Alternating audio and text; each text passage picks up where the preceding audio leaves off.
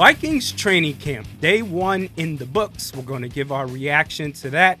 No doubt the highlight of today's practice was the 60-yard touchdown bomb to Jordan Addison. It wasn't 11 on 11. I don't even think it was 7 on 7. I think it was more wide receivers versus DBs. But either way, Jordan Addison, hey, that JJ to JA connection is going to be elite just as much as the JJ to JJ connection. But with Jordan Addison, the question remains, will he be suspended? I'm going to go out on a limb and say, yes, he will. And it's not even a hot take, more so based off of how the NFL has historically operated in these situations, dishing out punishment. I expect Jordan Addison to be suspended the first 2 to 3 games of the season. And hey, shout out to Jordan Addison, man.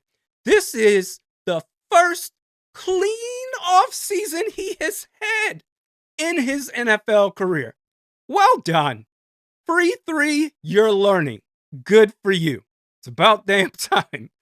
But in the meantime, what is it that you do at the wide receiver position if you're the Vikings for the first however many games that Addison is suspended, presuming that he's suspended? Well, Addison's the wide receiver too, so you're going to have to replace that. Obviously, I think that's going to be Jalen Nailor. I wouldn't be surprised there. And with Nailor, that is, I don't know if it's been officially announced. I mean, training camp just started. But if there's a true battle for wide receiver 3, but for wide receiver 3, in the meantime, it's going to be a battle. And this is only with the Addison suspension. It's going to be a battle between Rondale Moore and Ty Felton. If Addison were to not get suspended, I do believe that Jalen Nailor and Ty Felton and Rondale Moore will compete for wide receiver 3 as far as the full-time job for the majority of the season. JJ McCarthy, according to Alec Lewis, looks like a day one starter. No surprise there. He's going to be great. Not to do with training camp, or I guess in a way it does. Josh Metellus did participate in today's practice. But there's a bit of a holding period or a wait and see period for Josh Metellus because he's in the final year of his contract. And this, according to Kevin Seifert, is what Josh Metellus said. A big part is that the guy I am in this building is the guy who's out in front leading the way. So it makes no sense for me not to participate. So he says he's not too worried about it. Practiced in full today. And I respect that as far as from a morality standpoint. But I got to be honest, man. If I were you, Josh Metellus, I would hold out. Screw that. This is the most dangerous sport out there as far as team sports. Obviously, you got the UFC, boxing, what have you, combat sports. But as far as team sports, and maybe some would argue hockey, this is the most dangerous team sport out there. You're going to have me play on the final year of my contract, $3-point-something million? Screw that. I will wait for my money. But good for you. That's very noble of you, Josh Metellus. Do they sign him to an extension? I think they have to. Now, as far as what the structure would look like, would it be a 1-year deal and then revisit negotiations next offseason?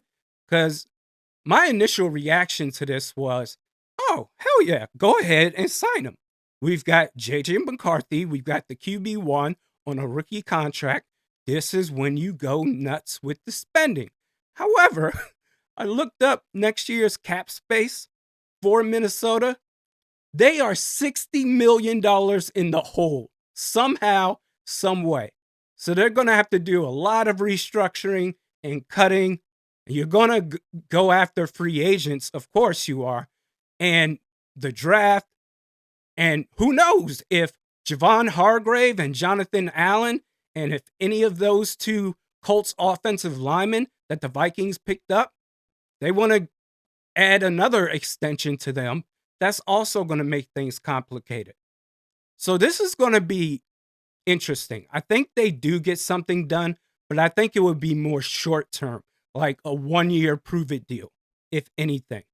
Going to the defense, according to Kevin Seifert, the defense got 2 pick sixes today. Not just 2 interceptions, 2 pick sixes.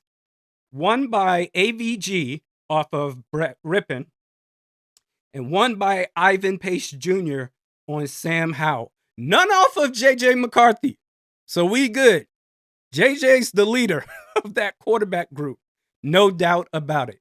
Shout out to the folks that have followed the second channel that I do, Randy Sports Takes, where I cover all things sports.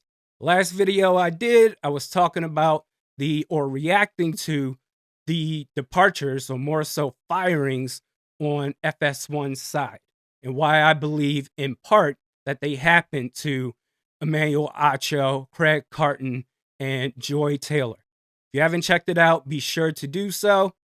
We'll see you next time.